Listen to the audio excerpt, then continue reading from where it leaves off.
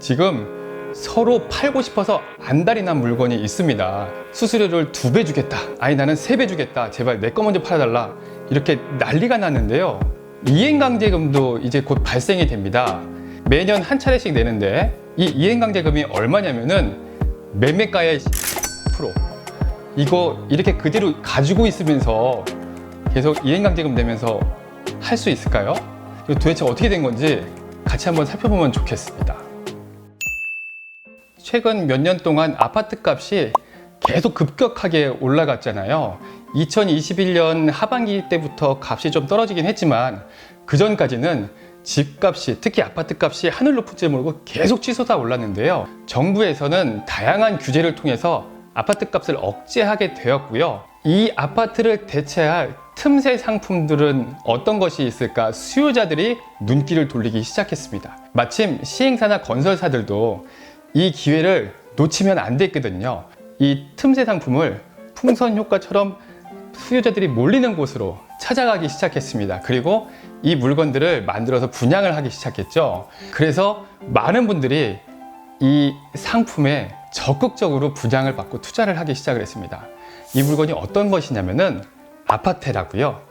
하이엔드 오피스텔, 그리고 생수, 도생, 이 물건들을 제가 오늘 말씀드려 보려고 합니다. 시행사들이 분양하기 아주 매력적인 상품이었습니다. 왜냐면은 그것들이 수익을 극대화하기에 아주 최적화된 모델이었거든요. 그래서 많은 시행사와 건설사들이 분양을 시작을 했고요. 이에 부응하듯이 수요자들이 너도 나도 분양을 받고 투자를 하기 시작했습니다. 이게 이제는 상황이 좀 바뀌었습니다. 너도 나도 분양을 받겠다고 줄 서서 샀었던 그 물건들이 지금은 애물단지로 전락을 하게 된 것이죠. 왜 이것들이 애물단지가 된 걸까요? 아파트를 대체하는 대체 상품이라는 것이기 때문입니다. 이제는 정부에서 아파트 값을 살려보겠다고 갑자기 떨어진 이 침체기를 좀 막기 위해서 규제책을 하나씩 둘씩 벗겨내고 있는 상황입니다. 급기야 올해 들어와서부터는 정부에서 이 대체 상품들을 오히려 규제를 강화하는 대책을 내놓기 시작을 했습니다. 그러니 이것들을 갖고 있는 사람들은 이제 난리가 날 수밖에 없죠. 이 대체 상품인 아파트라든가 생숙, 도생, 하이엔드 오피스텔들은 오히려 규제가 늘어나고 있는 거예요. 아파트만도 못한 대체 상품이 되었고요. 어느 누구도 아파트가 더 낫지 않을까? 대체 상품을 굳이 선택할 이유가 있을까라는 생각도 하기 시작을 했는데요. 이 대체 상품들을 하나씩 제가 오늘 말씀을 드려볼게요. 우선 아파텔을 먼저 말씀을 드릴게요. 아파텔은 아파트와 오피스텔의 합성어로 만들어진 건데요. 아파트의 성격과 오피스텔의 성격을 그대로 가지고 있어요. 그래서 내부 구조나 평면을 보면은 아파트랑 비교해봐도 전혀 손색이 없을 만큼 완전히 아파트처럼 생겼습니다. 하지만 이거는 오피스의 성격이 있어서 값이 정말 저렴해요. 오피스텔이다 보니까 가격도 저렴할 뿐만 아니라 세금에서도 유리한데요. 이게 주거용처럼 생겼지만 주거용이 아닙니다. 그러다 보니 양도세라든가 종부세 등의 다주택 이슈에 있어서 자유로울 수 있고요. 그 덕분에 많은 사람들이 투자를 하기도 했거든요.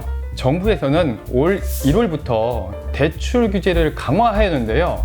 어떤 내용이냐면은 그전까지는 아파트를 대표하는 주거용에 대해서 대출 규제를 했었는데 지금은 그것을 확대하기로 되었고요. 더 구체적으로는 DSR이라고 해서 총부채 원리금 상환 비율이라고 하는데요. 쉽게 말하면 내가 버는 수입과 내가 갖고 있는 대출이 비율이 어느 정도 되는지를 비교를 해서 대출을 결정하는 프로그램입니다. 그러다 보니 소득이 많지 않은 직장인들은 소위 영끌을 통해서 대출을 받아서 물건들을 구입하기가 어려워졌다는 뜻이거든요. 결국 수요자들이 줄어들 수밖에 없는 상황이 되었고요. 아울러서 지금 기존에 갖고 계신 분들은 다주택 이슈가 있어서 물건을 팔 수밖에 없는 상황이 되었는데 그것을 그대로 가져갈 사람들이 없다는 게 지금 문제가 되고 있는 겁니다. 그래도 아파텔은 내가 거주는 할 수 있잖아요. 그러니까 그나마 나은데요. 이것은 더 큰 문제입니다. 오피스텔 중에서도 하이엔드 오피스텔이라고 들어보신 적 있었죠? 하이엔드 오피스텔은 요 하이엔드라는 수식어가 붙는데요. 그러니까 최정점이라는 뜻이라고 보시면 될 것 같고요. 최정점에 있는 오피스텔인 거죠. 즉 최고급 오피스텔을 말을 하는데요. 최근 부동산 경기가 화랑을 띠면서 시행사나 건설사에서는 좋은 요지의 땅들을 비쌈에도 불구하고 매입을 해서 오피스텔로 분양을 하기 시작했습니다. 이 오피스텔을 분양하는데 수지타산이 안 맞잖아요. 그러니까 이 수지타산을 맞추기 위해서 최고급 오피스텔을 분양을 하기 시작했는데요. 소위 하이엔드 오피스텔이라고 해서 1층에 대리석을 쫙 깔아놓고 마치 호텔의 로비에 온 것 같이 멋있게 구현을 하고요. 위로 올라가면은 수영장도 있어요. 오피스텔에 수영장만 있을 뿐만 아니라 피트니스라든가 공용 공간들이 다수 분포가 돼 있고요. 그뿐만 아니라 내부 시설은 더 끝내주거든요. 원룸 같은 작은 오피스텔이지만 최고급 대리석과 수입산 외장을 그대로 인테리어를 사용함으로써 굉장히 보기에도 고급스럽게 만들었고요. 화장실도 뭐 말도 못하게 좋아요. 그런데 이 하이엔드 오피스텔이라는 이름을 들고 평당 1억 원에 분양을 했거든요. 그러면은 어딘가는 원룸형 오피스텔이 매매가가 10억이 넘는 것들도 있었던 거예요. 그러면은 10억이 넘는 오피스텔을 분양을 하게 돼서 입주가 시작이 된다고 하면은 거기에 들어오는 입주자들은 어떤 사람이겠습니까? 최근 하이엔드 오피스텔 중에 3월에 입주를 시작한 오피스텔이 하나 있는데요. 언론에서 떠들썩하고 난리가 났거든요. 최고급 하이엔드 오피스텔이라고 하면서 분양을 했었고 실제로 다양한 고급 사양들을 나열했고 그 중에 펜트하우스를 각 세대 모두에게 적용을 한 그런 진짜 말 그대로 하이엔드 오피스텔이라고 홍보를 했었다고 하는데요.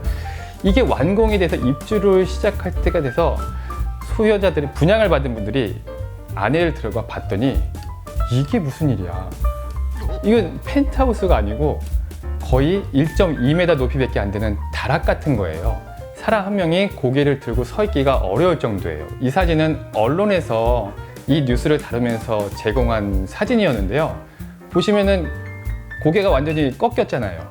이게 진짜 하이엔드 오피스텔의 규격에 맞는 게 맞느냐, 이건 말이 안 되는 거 아니야, 일반 오피스텔과 뭐가 다르냐, 이런 얘기들이 너무 많이 나오고 시끌시끌했었던 게 사실입니다. 그럼 하이엔드 오피스텔이 왜 이렇게 분양을 하게 된 걸까요? 하이엔드 오피스텔이라고 말씀드렸잖아요. 분명히 하이엔드를 떼고 오피스텔을 본다라고 하면은 이 하이엔드 오피스텔도 결국은 건축법상 오피스텔입니다. 오피스텔에 맞는 규정들이 있거든요. 예를 들어서 아까 언급했던 것처럼 1.2m밖에 안 되는 복층 구조가 불편해서 하이엔드인데 2m씩 올려주면 안 돼? 라고 생각할 수 있잖아요. 하지만 2m씩 올리게 되려면은 세대수가 줄어들 수밖에 없습니다.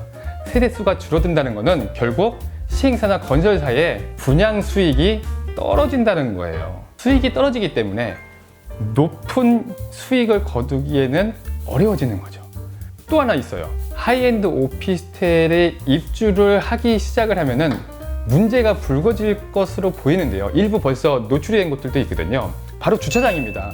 건축법상 오피스텔의 경우 한 세대당 주차 대수가 0.6대만 맞추면은 괜찮아요. 그러다 보니까 이 오피스텔을 짓던 분들이 짓는 시행사나 건설사에서 그 이상을 잘 지으려 하지 않습니다. 아니 또 이것도 언뜻 생각해보면은 지하 주차장을 더 깊게 파서 주차 대수를 늘리면 되지 않아? 그래도 하이엔드인데. 그렇잖아요. 우리 일반인들도 대부분 집은 없어도 직장이 있으면 이제 자동차 한 대씩 갖잖아요. 그래서 세대수당 한 대가 꼭 필수임에도 불구하고 오피스텔은 0.6대밖에 안 되거든요. 하물며 하이엔드 오피스텔은 아까 말씀드렸듯이 고소득자라든가 여유가 있는 분들이 들어오다 보니까 차가 한 대가 아닙니다. 2대, 3대인 경우도 다반사거든요. 이 차들이 주차를 할 공간이 너무 없어서 난리라는 거예요. 땅을 더 깊게 파서 주차 면적을 늘리면 되겠지만 그게 말보다 쉽지 않은 게 땅을 지하로 한 개층을 더 파는 것보다 위로 2개층, 3개층 올리는 게 건축 비용이 더 덜 든다고 하더라고요. 한편 하이엔드 오피스텔이라는 그 수식어에 걸맞춰서 다양한 주거 서비스를 제공을 하는데요. 전담요원이 1층에서 기다리고 있다가 차가 오면은 발렛을 시키는 발렛 서비스라든가 수영장이나 피트니스에 또 전문 강사들이 대기하고 있으면서 1대1 프로그램으로 진행을 한다던가, 그리고 최고급 요리사들이 와서 요리를 진행하는 다양한 프로그램들이 있는데요. 그런데 여러분, 이게 다 공짜가 아닌 거 아시죠? 이것들이 시행사에서는 입주 초기 때는 마치 공짜처럼 무료로 되는 것처럼 서비스를 진행을 하지만 입주가 완료가 되고 나면 시행사는 철수를 하거든요. 그렇게 되면은 이 비싼 최고급 서비스를 진행하는 요원들을 위한 비용이 발생이 됩니다. 이 비용은 결국 관리비로 전가되고요. 입주자들이 전부 다 내야 하는 돈이에요. 자연스럽게 관리비는 올라갈 수밖에 없는 거죠. 이것을 분양 당시에 투자를 하면서 기대했던 임대 수익이 있거든요. 이 임대 수익을 온전히 누릴 수는 없을 거로 봅니다.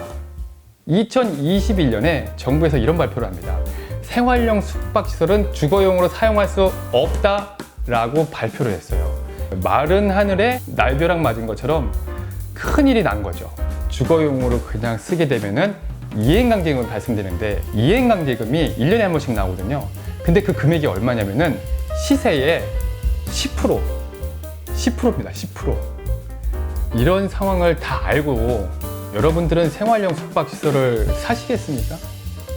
저 같으면은 안 살 것 같은데요.